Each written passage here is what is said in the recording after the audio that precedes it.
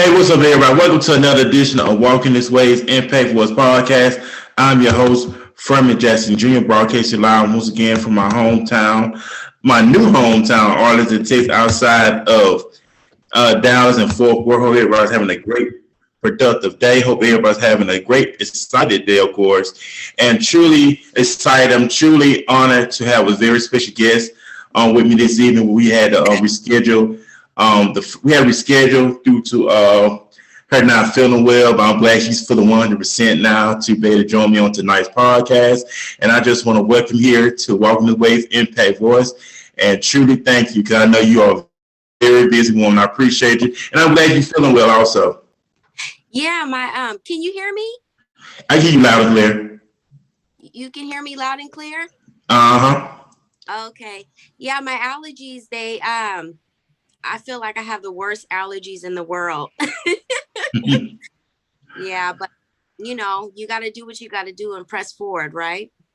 Oh, most definitely. And I appreciate you. I'm glad you feel 100% better, of course, and very excited to talk about your brand and just love the work that you're doing. You're doing something that you love to do. And out of that, you're doing things to empower people coming to the knowledge of themselves, to really embrace who they fully are, to really help them fully embrace their purpose in earth. So how did it all originate with your brand? And also introduce yourself to the audience here tonight. Hi, everyone. My name is Dewan Nichole. I'm the founder and creator of DESHgirl. DESHgirl is an empowerment brand that God gave me the vision for, and I've been running with it ever since. It's been about 3 years now that brand has been formed. And, it was a time in my life where I felt like I needed something to help me and I didn't have the proper resources. So, one day I was praying and, God led me to start my brand. And it was intimidating because I was like, oh no, God, I got a shaky past. I'm not capable, but, I still trusted God, and through the brand, the brand saved me in a way as far as my confidence and my healing and my growth. And through that, I wanted DESHgirl to also heal other women and help them to identify and love themselves. So that's what DESHgirl is about. And that's a beautiful thing. Like I say, and also you doing being obedient to God as God gave you the vision for DESHgirl to be able to put out a product to help enhance individuals who looking for meaning in life, looking for that purpose in life, and learn to love themselves. I know we're in society now, in generation, you have to look a certain way in order to be accepted. But never in the time where people teach, okay, I want you to be yourself, encourage you to be yourself. And for you stepping in the forefront like that to help and better other people, I think is a beautiful thing. And we need more of that in our generation.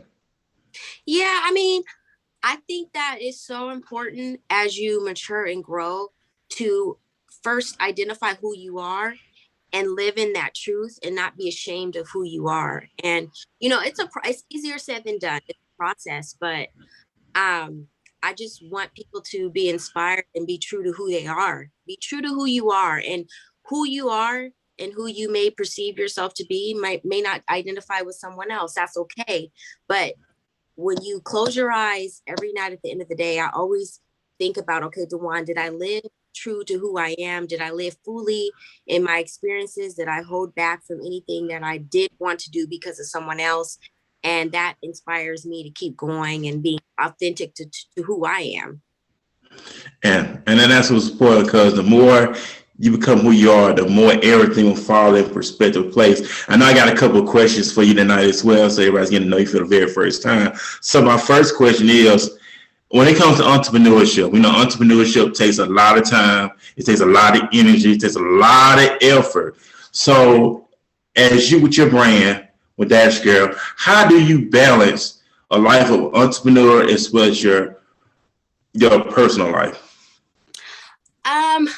Well, let me just share quickly. I was working for the state for 7 years, and that was the hardest time for me, being able to balance my brand, is because I was working this job that demanded my time, and then I had a passion, and I knew my brand was what I wanted to do. So I remember being at my job, working, doing my business, and then working, doing my tasks. I would just multitask and do my brand. And that was my time when I was working to be able to work on DESHgirl. And then when I would get off work, I would, do my self-care stuff, like working out, hanging out with friends. But I made sure when I worked that I worked on my brand. And then when the Lord blessed me to stop my job, I was able to resign from my job, and I do DESHgirl full time. And now it's like you really have to balance your time because you can get lazy, So I have days that I have set out just for me to work on DESHgirl, just for me to have my self-care with my friends. I literally have a schedule set, and I really have learned to really balance that time within the windows that I have. And I'm going to be honest, it is hard because sometimes you're like, okay, I don't want to work on my brand.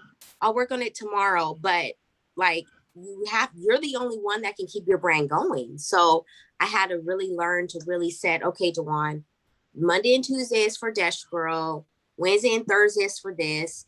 And I have since COVID actually been able to really master and create a good schedule for my brand and having that be my primary focus, because that's my bread and butter. That's how I make my money, So I had to really, really hone down on that. And I'm doing good so far since COVID. So I think COVID was a blessing in disguise for me. Yeah, it helped a lot of people out. I know a lot of small businesses took a hit due to COVID-19, but also it birthed out entrepreneurs in that time. You look at COVID. COVID was a time for you to reflect, get your life together, get your thoughts together, rekindle some broken relationship with family members, friends, whatever the case may be, but really to advance. And so when it came to COVID-19, what things did you do during that time or the pandemic? I know the pandemic is still going on. It's slowly things are coming back to capacity. So with your personal experience, it may help someone else tonight. How did you handle that as being an entrepreneur for COVID-19? I've been writing since I was 9. So I don't know. COVID was fine for me. It didn't, I'm a interesting person. I'm an introvert with some extrovert tendencies. I love being by myself. Like I'm a homebody. I love being by myself. I have friends, have people I love, but I love being by myself.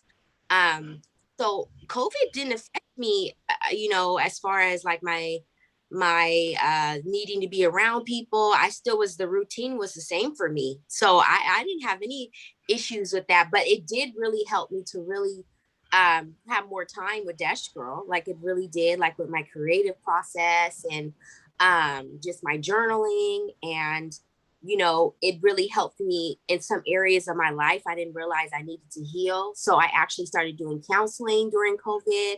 So it was great for me. COVID didn't affect me like some, unfortunately for other people. It was fine for me. Oh yeah, and like I said, I noticed there was a lot of entrepreneurs before I transitioned from Alabama to Texas, which I did within that time towards the end of 2020 December, and that time right there was the best time for me to reflect, to grow, to mature in areas of my life in order to enhance. And I love to see people who are living out their purpose, living out their destiny Yeah. on a platform. We don't have to settle. Some people in their mind settle, but you didn't settle. You know you had more to do here on earth. You know that God has given you a lot of great things to do, and the gift that He's given you made room for you and to be able to enhance and to grow. And that leads into my next question: is your influences? Who influenced you in your life and why? Honestly, I have one person I thought of when you asked me that, and the one person that comes to mind is my best friend, and she's my cousin. She lost her husband 2 years ago. She's raising her 4 girls by herself. She's an entrepreneur as well. Like COVID, I she shined and radiated and grown so much over COVID, and she I look up to her because of all the stuff going on in her life, she still maintained a balance. She's still a positive person. And I look up to her because she's just just a super mom. I don't have kids or I'm not married, but I look up to her as far as the type of mother she is, and how she's able to balance her business with her 4 children. And I'm like, dang, that's the type of woman I want to be, when I get my kids and my husband, having that balance. So that's who I really look up to as far as someone I know personally. I don't really idolize celebrities or idolize people. I've never been that type of person. I do love looking at people and their stories of how they survived and how they are who they are. But for me, I think an influencer for me is someone I know personally. And when you ask that question, I thought of my cousin instantly. She's amazing. And that's what's up. And to have that influence, to see how your cousin know her life and how her life inspire you and to motivate you to the capacity, like, man, I see what my cousin do. And that's a beautiful thing to have someone that you actually learn from and be inspired from to the thing that they're doing in a positive light. And my next question is, what has been the greatest advice you received? I think the greatest advice I received was live for today. I used to have anxiety. Like I used to be like, oh my God, I have to get this done. I have to get this done. And I remember someone told me, Dewan, live for today. Let today be today. Let today be today. Do what you can for today. Don't stress out about what you can't control. So every time when I get overwhelmed, that always comes to my mind. Live for today. Do what you can for today. Tomorrow will be here, Lord's will, but do what you can today. So that's what keeps me going. That's one thing that just keeps me going is that quote in my ear. It resonates with me daily. Live for today. Got to. And you got to. Even the Bible instructs us to, even though Christ says, don't take no thought for tomorrow, for we know tomorrow will take care of itself. So we know we are called to live for that day at a time. And I know there's an old saying for years, it says, don't put off tomorrow what you can do today.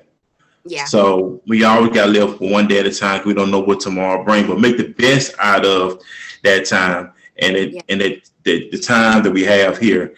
And my next question is, what advice would you give an up and coming entrepreneur? We know we got a lot of entrepreneurs still. We got some who wants to do their thing on a full-time basis, but they have the obstacles in their way. They have the hurdles they have to overcome, or they may have the lack of resources. So from your personal experience, what advice would you give an up and coming entrepreneur? I would say that if God gave it to you, don't let anybody come in and try to take it. When I first started DESHgirl, I used to take it very personal. Like people I didn't even know would try to tell me what I should do with my brand. People still to this day, but I learned how to manage it because I have this confidence that God has given me that this is yours. And I just want to say, don't let anybody come to discourage you. When you start your business, make sure you have people that are supportive. I know when you get excited, when you start a brand, you want everybody to know, but not everybody is meant to know your process, and not everybody is meant to be in that journey. I mean, and it's sad, but that's the reality. And I had to learn, I have a lot of friends I love, but there's still certain friends that I know that as far as the business aspect and my brand and what God has given me, I'm very sensitive. I guard DESHgirl like it's my baby. I'm careful what I say around people. I'm careful with the advice that I receive. And I say, get people that believe in your brand and that have the same experience and knowledge.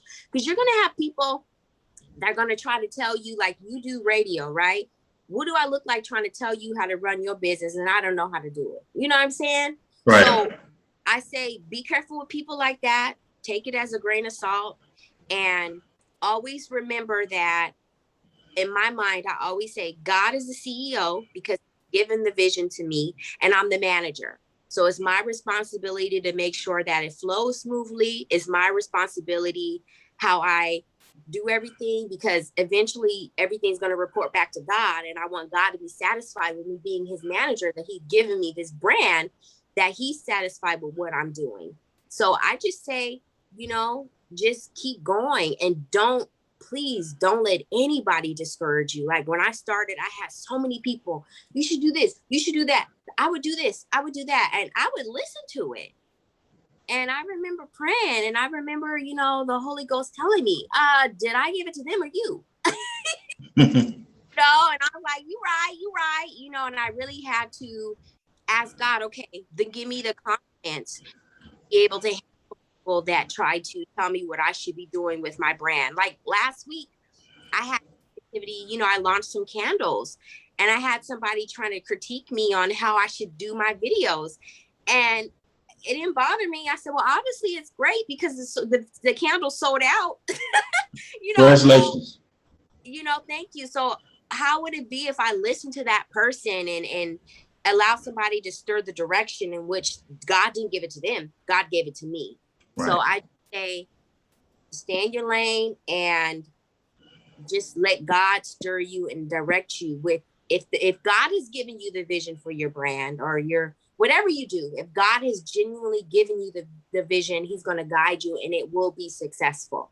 So, and most definitely. And like I said, just, like I said, you're doing the things you love to do. I know you're going to have the naysayers. You're going to have those that's going to talk. But the main thing is staying focused on what God has given you to do and to benefit from what he's given you to do. And like I said, I know I've been following quite some time on social media. I thought you were a celebrity at first when I came across you on social media, but the realness, the purity about yourself, you being you, and that's a beautiful thing about it, that you being you, and you don't have what the naysayers say, you just being you. And with DESHgirl, what's the next thing for DESHgirl for this year and beyond this year? Well, first off, thank you. You're like the second person to say that to me. Like, I get a lot of people that message me like, who are you? And I'm like, I'm Dewan, and it's just, I'm so humble and grateful. Sometimes I'm like, I'm just Dewan, who God created me to be. I haven't, if anything, I've evolved and become fully the woman that I'm supposed to be, and it's humbling. It really is humbling. I appreciate you for that. But as far as DESHgirl, I've been journaling since I was 9. I'm 36. So I still proactively write. Like I still write. Like writing has been such a healing spectacle. Like it's been so beautiful for me as far as my healing journey. And so we're gonna have journals that I'm gonna have for the girls so they can start writing and going through their self healing, discovering their truth. So we'll have journals, athleisure wear, and that's just for DESHgirl. And then I'm an extension of DESHgirl. So I see myself doing more motivational, helping other women, inspiring other women to create their brand. I just want women to live in their truth. Like I want women to be authentic to who they are. And I know for me, I was born and raised in church and God in Christ, and it kind of shielded me from being authentic to who I was. I don't know if that makes sense, but sometimes in the church world, you kind of want to have this identity that really isn't who you really are, if that makes sense. Yeah, that makes sense. But I know for me, when growing up, I portrayed myself to be someone I wasn't, and I wasn't being authentic to who I was. And I just want women to know that they can still love God. They can still put on makeup, feel sexy about themselves. They can still carry themselves a certain way and be true to who they are. And that's what I really want women to learn through me and inspire through me, is that, yeah, Dewan loves God, positive, but then she still wants to look good. She still travels. She still is, doing her thing, and still living her life. And, you know, God doesn't want us to live a life restricted, you know, Right. And, you know, that's, don't have me start preaching, but Good. that's just what I inspire. And I see DESHgirl bigger than me, honestly. And, you know, and I'm glad you had brought that up because I know as of late, I know a lot of people are coming into the knowledge of who they are. Most I see it more in females, but also I'm seeing more in the men coming to the knowledge of themselves. And when you come from a background of religion, you had mentioned that a lot of people have not, I guess, want to, okay, get outside the box. You know what I'm saying? Yeah. Because people are always dealing with something on different levels of life, whether it comes from their identity, whether it comes from their sexuality, whether it comes to the reason why they're living, you know what I'm saying? And the being that people be struggling with mentally, spiritually, emotionally, people feel like they'll be judgmental to the point, okay, if I open up to this person, okay, they're going to look at me different. I know I had a guest on a podcast a couple of weeks ago. We was talking about this. She brought up an interesting thing. So when it comes to a male, you know, men deal with so much stuff. The hurt, you know, as a man, he was told to, if you cry, that's your signs of your sissy. So men will never talk to cry, never talk to express who they are. So a lot of this stuff be so balled up inside where people are scared to open up. I'm feeling this type of way, but I want to talk about these things, but I'm afraid to open it up. From a woman perspective, do you ever deal with women on a regular basis who are dealing with that? I want to be free, but I don't know where to start. Have you ever came across anybody like that before? Yeah, I mean, all the time. I mean, all the time. I have women that are like, Dewan, you know, how did you be free to who you are? And, you know, and I tell them, you know, you just gotta wake up one day and be like, you know what, I'm gonna be true to who I am and not care what people think. And it's a hard thing to not care what people think. Like it's a process. I don't know if you can relate, but it really is a process to get to a point where you do not care what people think about you. Like you don't care. You're living in your truth. You're doing what you need to do. And for me, honestly, counseling really helped. Counseling helped me. You know, I come from a background where, you know, I have a father that rejected me. I have a mother. I don't have a good relationship with my mother. So I have a lot of things I had to deal with, you know. So I definitely encourage counseling.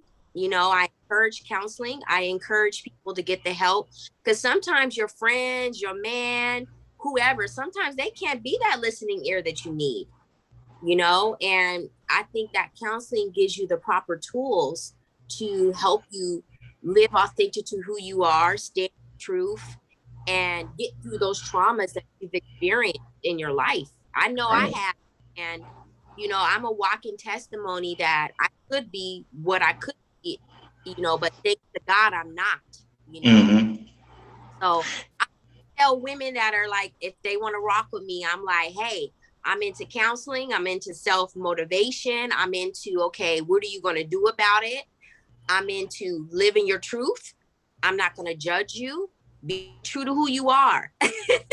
And, you know, I'm so blessed that the people that God has attracted to me, they get it and they're trying to live authentic and they're learning how beautiful it is to be who you are. It's a beautiful thing. I don't know. How do you feel? Like, do you feel like in the prime that you're at, that you're living true to who you are? Or do you think you have more work to do? Me, I'm tell you, there's always more work to do for me because I know I came from a background where I was always sheltered. I came from a background where I dealt with things, but I don't know how to actually express myself. I want to say that because I was never taught how to verbally communicate the things that I was going through, the things that I was experiencing. But there's always more work for me to do in my own life because I come from a small town of Mobile, Alabama. Oh, you're from Mobile? I was there. I was born and raised there, and I transitioned from Alabama to Texas. And that was the best experience I ever made, to really to come to a new city, not just to start a new chapter of living, but also to enhance, the podcast with Impact Voice, of course. But the most important thing is embracing who I am as a man. Mhm. And that's the most important thing, because we can put on the images, we can put on the mask, but after the cameras are off, after you leave the crowd of people, of course, you want to say, that's when you embrace who you truly are.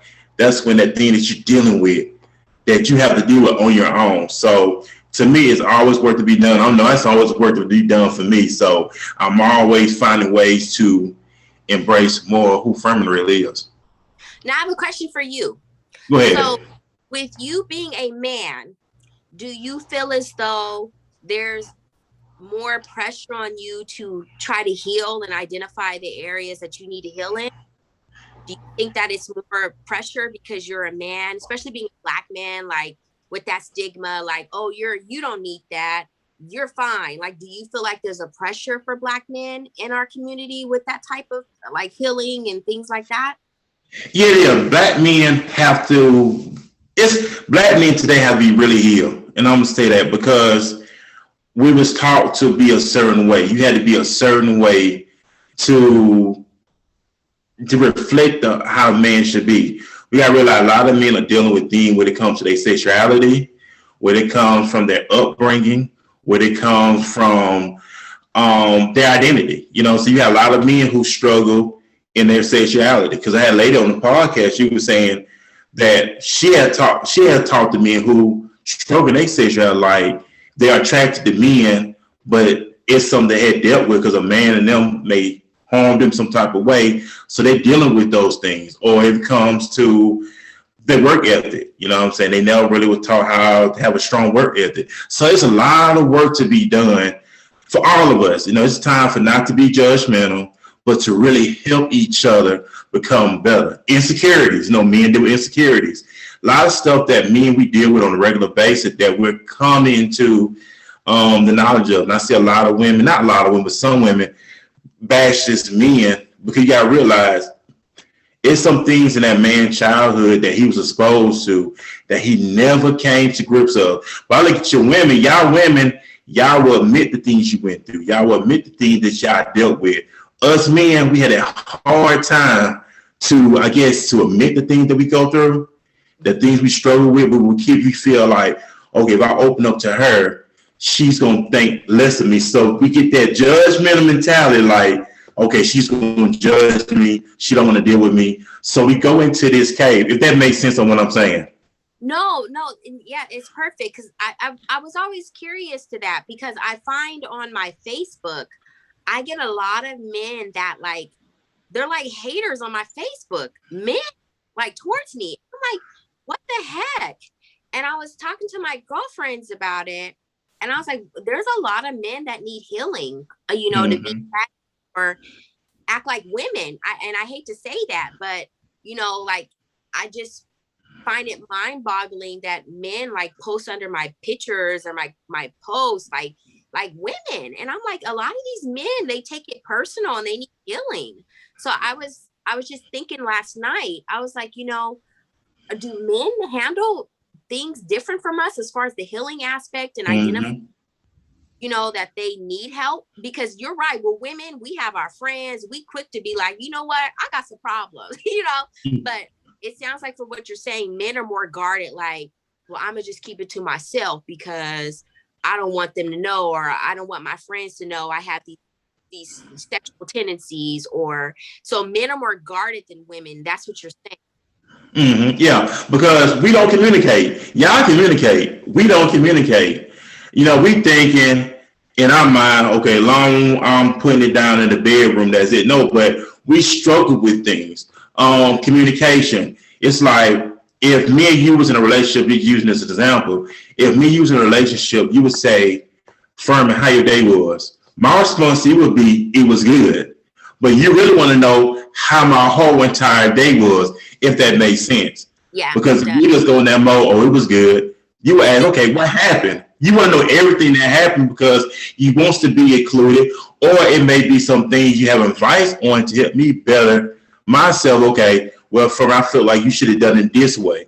And that's when we have to humble ourselves as men to and humble ourselves and take heed to what you're saying. And that's what a lot of men we don't. We hide behind these images, we hide behind our masculinity. But when we leave y'all presence, we're going right back to the insecurities. We're going right back to that bitterness. We're going right back to that anger. We're going right back to that resentment. We're going right back to all the stuff. And that's where people need to be healed at. I love when the Bible says, confess your faults one to another, then pray that you may be healed. God wants to heal a lot of people, but a lot of people are scared to open up. It's like, okay, if you open up to a person, oh, I'm going to get on social media, I'm going to screenshot our personal conversations so everybody can see it. So people get that guarded mentality. Like, no, I'm going to open up because if I open up, she's going to look at me differently. And that's what, as men, what we go through. Okay, that makes sense because I don't know. I just feel like there's a lot of men, especially African American men, that are hurting. Mm-hmm. And, you know, I have not yet seen anyone as far as a platform for Black men to help them identify with healing within their hurts or their insecurities. I have not yet. So I hope, you know, God sends someone in this season to help these men grow, because it's sad to me, you know. I was dealing with someone that I know, and what's sad is I had to end things with him because I know that he has some healing he has to do. And it's like, there's so much I could do as a woman, you know. Right. You know, it's sad, but I think I think that COVID was a blessing in disguise for some people if they really wanted to really sit down with themselves and really identify and heal and come out the COVID like rejuvenated, business savvy, more nice, more forgiving, more loving. Like, that's what I pray that a lot of people came out, well, when the pandemic's over, that they come out being a really different person, you know, and that includes men too. I mean, it includes men too. Yeah. And I'll be the first to admit, I'm always a work in progress. I'm always finding ways to get better. You never want to get to the point where you stop living. Like the book that I'm reading now, and I just got back reading it, Laws of Human Nature. And it teaches us how to deal with people with narcissism. In the book, it lets us know that a lot of things that we went through, we were exposed in our childhood that made sense. Yeah. We as men, I'm not saying you as a man, but men in general, we was never taught to be open with ourselves. We were never taught to be open with the women in our lives. We was always taught to put in this image, this big macho image, but the inside of us is still hurting. We still bleeding. So we was never taught to open up. So that's why men turn to drugs. That's why men turn to alcohol. That's why men turn to sex. That's why men turn to these different things to try to fill that emptiness, that hurt on the inside, until we come to realize that we have to come to the realness of ourselves. And I think that's when healing will start a place for anybody, any level. We have to admit, if you go to an AA meeting, first thing they admit to get you to admit is admit that you're alcoholic. Mm-hmm. We were never taught how to admit what we deal with. Yeah, that's true. I'm at the point in my life now that I'm opening up to the things that I was dealing with, the things that I was exposed to as a child, to the point where I had to embrace these things, to really grab hold of these things, to overcome these things. And that first thing you have to do is admit to where you at, what you're doing, and how you want to overcome it. Yeah. So I believe it. Go ahead. Well, I agree. Like, I don't know. God knows me so well. Like, I'm the type of person where I be in la la land. And no, I'm serious. Like, I be in my own little world, my own bubble. And when God is like, okay, I'm ready for you to grow, Dewan. I'm ready for you to up the level of growth. Like, God always brings things in my life that I that have needed to be dealt with that I never dealt with, and God just brings it at one time, and I'm like, oh my God, and I love God because He helps me identify, okay, this has been going on long enough. I'm gonna need you to sit in it and heal and deal with it. And I don't know, God. I guess I'm weird because God knows, okay, Dewan, this is what you need to heal on. God knows. And then some things, I know, okay, I need to heal from that. I need to stop doing that. So I consciously make the decision. But some things I just like, God just reveals it in the right time and says, hey, this is what I need you to identify with. Like in the beginning of COVID, I had a situation with someone, a family member, and it was going on for years.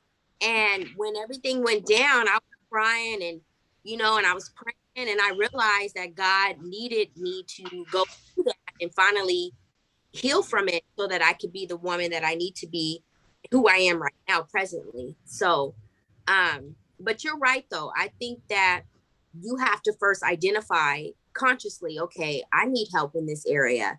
I need to grow from this. I need to get better. Like some people don't consciously get it though. It takes people years. Like think about people that are in their 60s or 70s that still don't get it, Mm-hmm. Right. It's And what it is, the one I want to say this too. If we don't get hold of the things that we deal with, it will affect other people also. And that's what I want to say too, especially when it comes to relationship with women. For the fellas, you know what I'm saying? Or if you have some type of addiction where you're addicted to pornography or you're addicted to God know what you're addicted to, I believe that you should get those things taken care of before you get into a relationship. If that makes sense what I'm saying? Yeah, it does. Because you see, because men, they deal with these things. Once again, we don't open up. So we carry this stuff on the inside. Oh. And just be honest, we don't. And we really don't. And so we ball this stuff up. Just like I would say with a man, if you know you're dealing with homosexuality, don't think that woman can fix the issue in your life. If that makes sense what I'm saying? Yeah, it does. Because what it does is a man will feel like, oh, I get with her, that's going to fix it. No, because if you have not dealt with that issue in your life, it will affect her. Mm-hmm. Yeah, I agree. So that's what I would say on that for that or anything. I believe in getting yourself together first is very important. I just turned 39 on April 23rd. Get yourself together. Oh, appreciate it. Thank you. And I believe in getting yourself together first. Do the little things. Start working out. Start taking showers. You never took showers when you wake up. Start taking showers. Start building up your confidence. Keep yourself grown. Do little simple things. Clean up your house, make your bed. Start doing little simple things, just make it turn around in your life.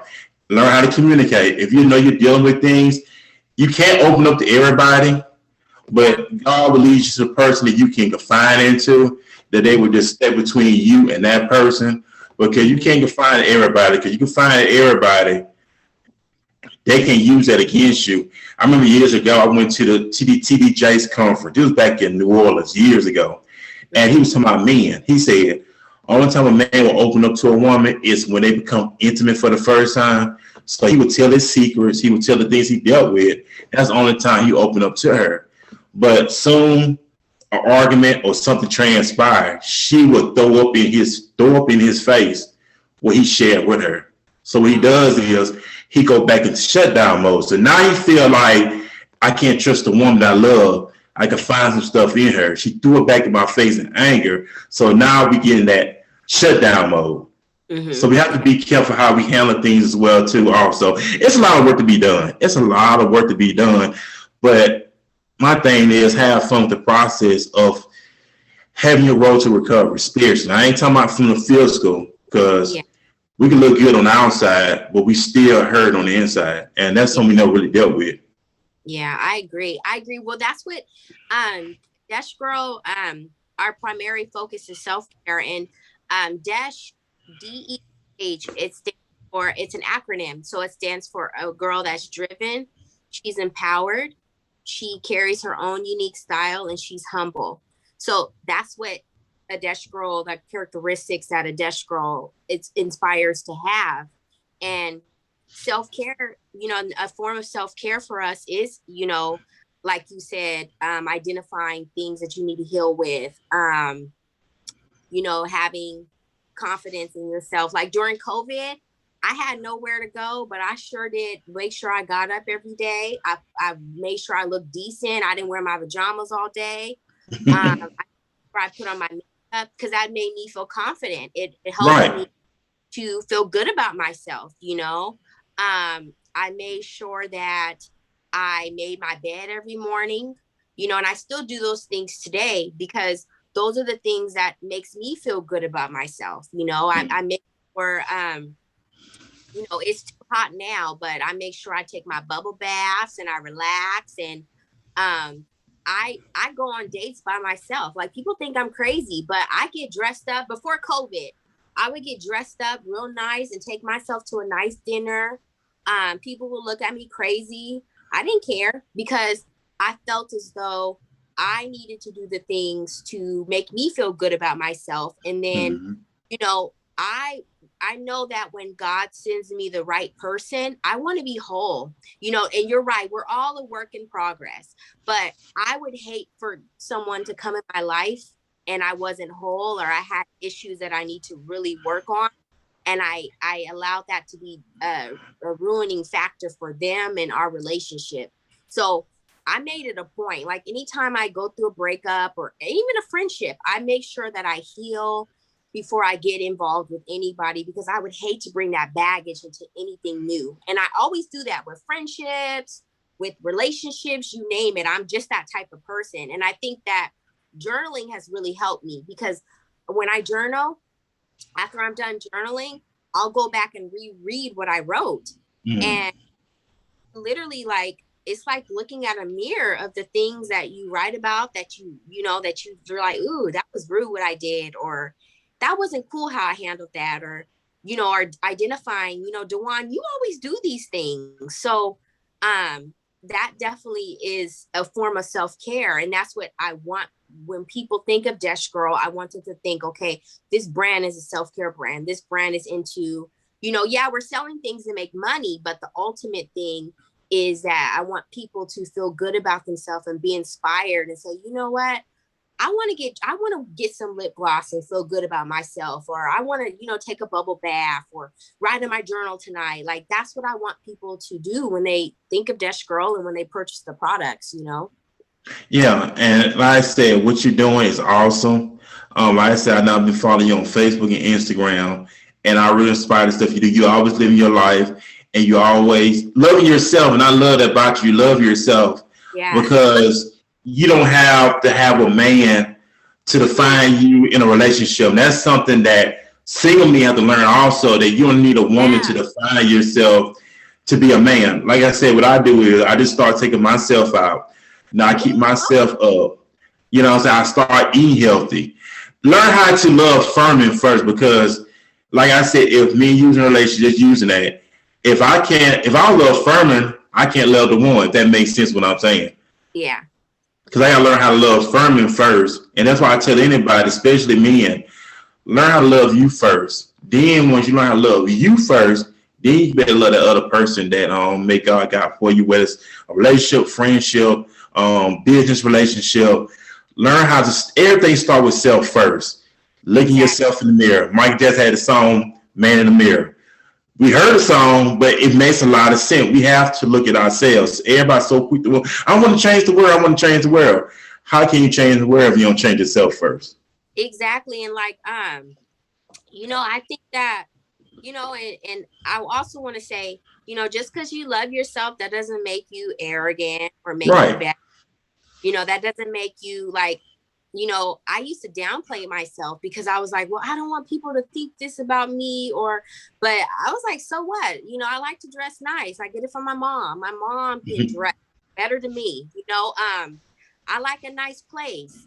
I like things a certain way. I like nice cars. I like to do things. That doesn't make me conceited. That's just what I like.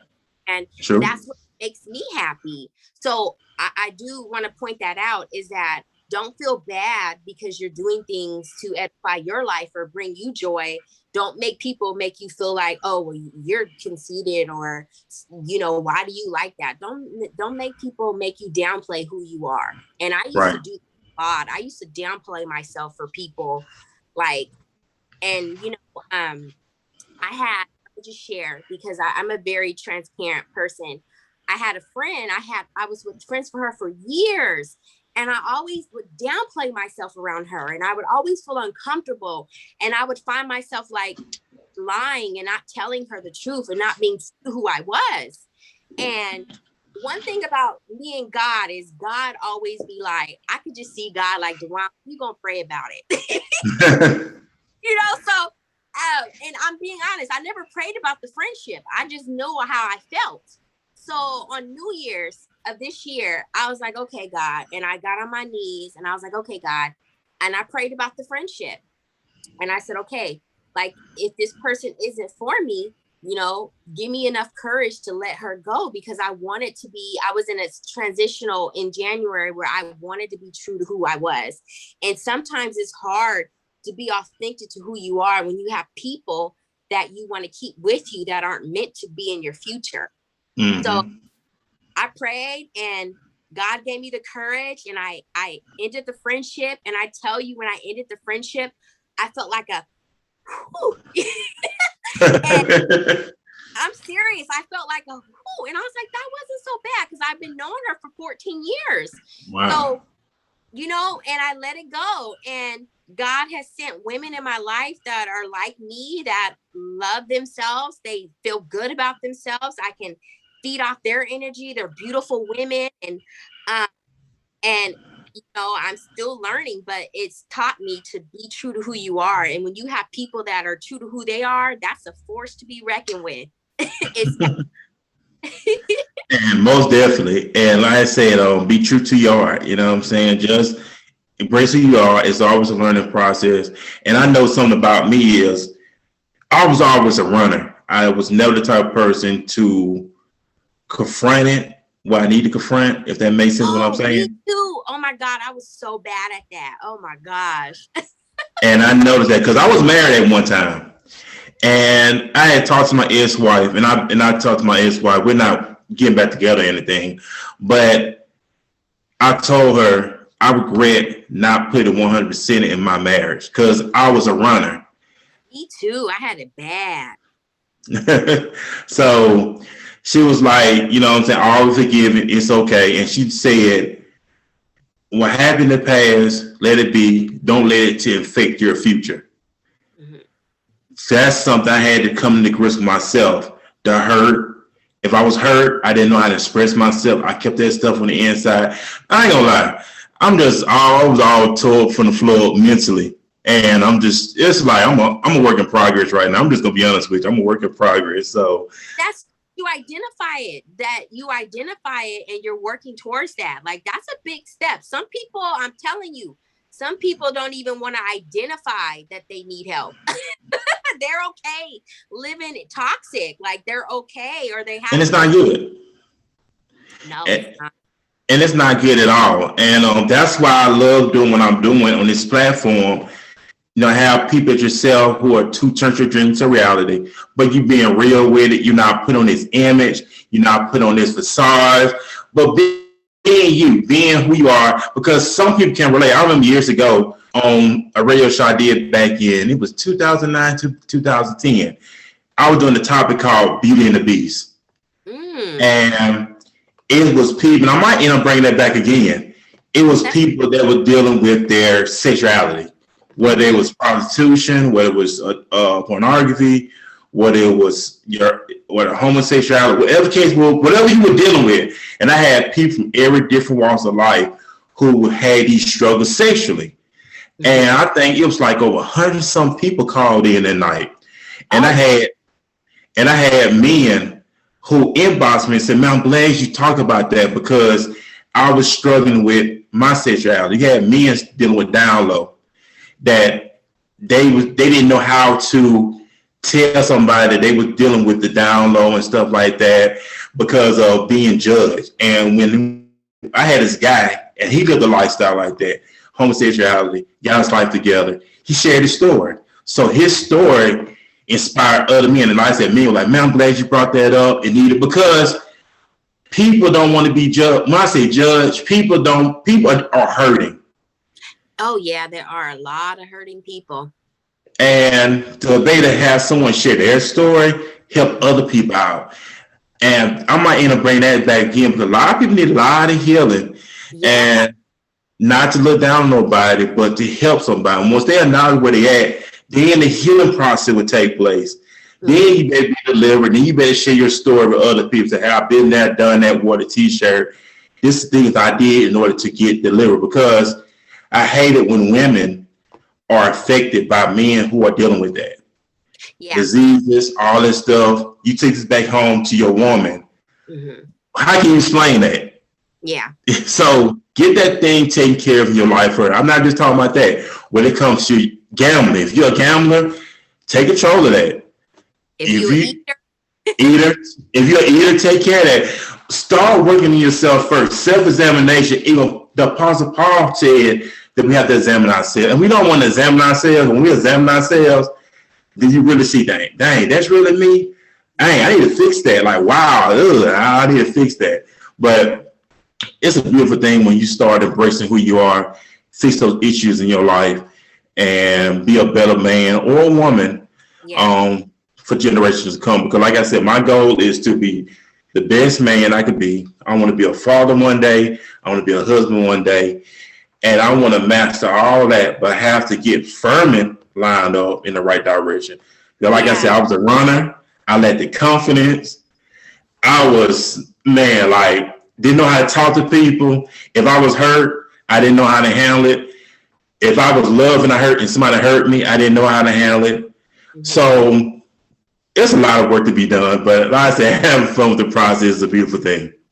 Well, are you, not to be personal, but what resources have you done? Like, did you start counseling, or is it just you and God 100%? Like, what is your ways of getting through that? It has to be what God will lead me to a person to be able to talk to, that I can find it to. That's how I look at it. If God leads me to a person to talk to, then I would do it that way. I don't want to do that with everybody, because if he's not leading me to do that, I'm not doing that with anybody, because people will use your weaknesses, your flaws against you. You have to be very careful of that also. Yeah, you're right. I had to learn. I'm 36, so. Look, right, I thought you was in your 20s. Yeah, well, my 30s have been like, when I turned 30, that's when like my growth started. That's when I actually started DESHgirl, was when I was 30. So my 30s have been beautiful, but my 20s, I was a hot mess. Like, I was emotionally unstable. I unknowingly was dealing with the rejection from my father. So the men I was choosing were like my dad, just rejecting me. I had a lot of emotions in my 20s. Like, I didn't know how to control my emotions. And then when I hit 30, that's when God really started dealing with me, really started calming me down, really started helping me identify with the rejection with my father. And, the relationships I had with women was based on the relationship I didn't have with my mother, and all these things. And, I just thank God that, such a season as now in my 30s, that like, I was actually thinking about it the other day. I realized I'm changing. Like, the other day I was like, something's different about me. I was like, something's different. And I realized that like God has given me back my joy. And because in my 20s, I was very like outgoing, and I would be very personable and helpful. And because of things that happened in my life, I kind of shielded that part of me. I'm just being transparent. And a couple of days ago, God has slowly brought that person back. Like, I'm slowly becoming that person, and it feels great. And it feels blessed that I can recognize that I'm in this season and I'm going back to that sweet person, and didn't allow, my past or people to, they did try to stop me, but I'm still shining and I'm still becoming that person. And it's a beautiful thing. I was thinking that the other day, I was like, dang, I'm getting back to that person. It feels good. It is, and it's a beautiful thing. And I know we pressed for time. 'Cause I know this is going to be uploaded on my YouTube channel for the Oh, podcast. okay. So, do you have any final remarks for the listening artists going to tune in? 'Cause it's going to be up on YouTube. It's going to be up on Spotify and Apple Podcasts, and also iHeart Podcasts as well. So, have any final remarks you want to lead to the listening artists going to listen in the near future? I just want to say thank you for getting me out of my comfort zone. The first time we were going to do it, I was just so sick. And then this time, my voice is still stuffy. My allergies started acting up last night. And I was nervous and I was going to use that as an excuse to not do it. And I was like, no, Dewan, this is what you wanted. So do it, and I just thank you. And I think that the platform that you're doing is beautiful. I just wish more blessings and success for you and the people you be having on your show. You got some good people. So I'm honored. I'm honored. Well, I appreciate it. Well, I thank you for being part of the lineup on the podcast. And like I said, I truly love your energy, your positive, your pureness. You being you're about your business, and that's what I love about you. You're about your business. You're about pushing your brand. Like you said, if you don't push your brand, nobody else ain't gonna do it. Yeah, so you got to be your number one fan. So what was said tonight was very encouraging, was very helpful, and I truly enjoyed the conversation. So never be a stranger. Anytime you want to be a guest, hey, just let me know. We can make stuff happen. Love to be a guest on your Beauty and the Beast. That sounds really good. Yeah, I'm gonna have to bring that back because like I said, I just was throwing something together, and I had people from all over the world calling and saying, "Hey, I'm dealing with this. I'm struggling with that." It's time to be open. It really is time to be open. Don't be afraid. Don't be ashamed. People have their opinions, true enough, and I think that's what goes on. The one is that we are slaves to other people's opinions. Yeah, because I'm afraid. Okay, if I share this with this person, they're gonna reject me. They're gonna tell this person about me. They don't want to deal with me. But we gotta get some healing going on. And let's stop. We gotta get some healing. I agree. And so I appreciate you again. We're about to get off the air. And I appreciate you again. It was truly fun. And the replay will be up. I'm going to send that to you once everything processed. I'm going to send that to you. You go back, share it on your page and stuff. And and I appreciate it. So we'll be back next Tuesday night, same time here on Walking This Way's Impact Voice podcast. I want you to have a great night. See you next time. Peace, everybody.